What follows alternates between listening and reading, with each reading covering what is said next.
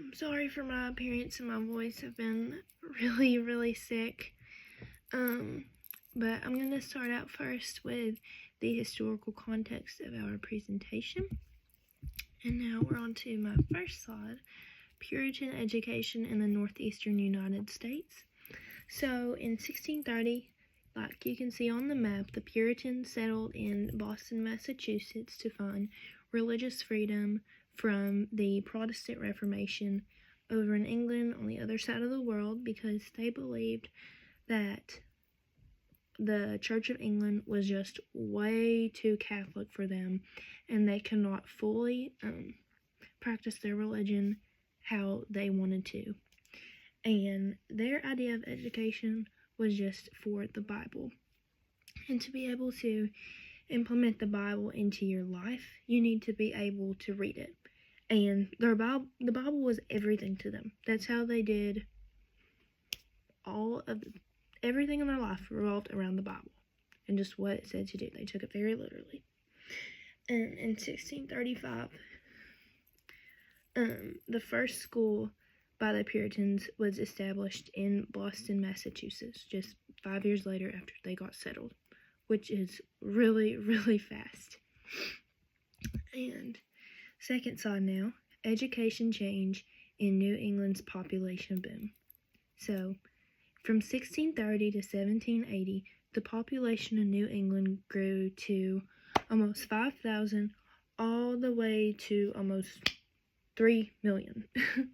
And on the map, you can see that the darker spots, which are mostly like near Boston and like New York, they have a much more dense population up there than like the middle and the lower states of the U.S., like Virginia, the Carolinas, Pennsylvania, like Tennessee, Georgia.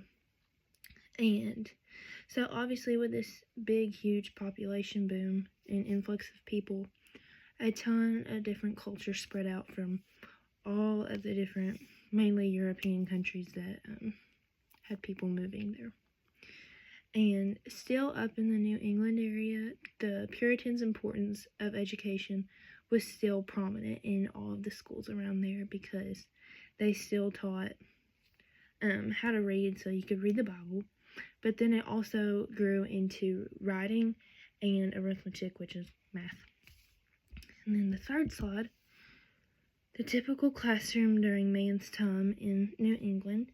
So on the right, you can see it's just a replica. It's like in a museum today. And like the slide says, traditional schoolhouse replica in New England specifically. And like from the Puritans, education was still so highly valued, and so they received funding from the community. All of their schools were funded by members of the community, by their taxes, and all of the furniture was always kept to the best standard. All of their tools, like they used a horn book, which is like a leather paddle, and it had like your ABCs on it, and abacuses, and just all of that stuff, all the furniture, all the other materials like writing, like pencils, everything was up to date. And also, since there were so many people in New England, all of the schools were accessible to everyone. They were like usually multiple in a community, since there were just so many people. And also the teachers that taught there, most of them had all gone to college, like all of the Ivy Leagues that you know up in New England, Harvard, Princeton, Columbia. And then moving on to the fourth one, the typical classroom during Mann's time in the middle and southern states. So this on the right is just kind of an example of what a traditional schoolhouse would look like.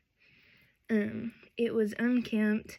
It was the opposite. They didn't have like updated tools. All the books were just so old, and it was just kind of dirty and run down, to be honest. And also, since it was such a rural area in all those states, it was just inaccessible for students in all the young to get there. They would have to walk miles, usually barefoot, to get to a school. And also, teaching wasn't a highly valued job like it was in the northern states, because you didn't have all these colleges like you had up north. You didn't have that Puritan influence.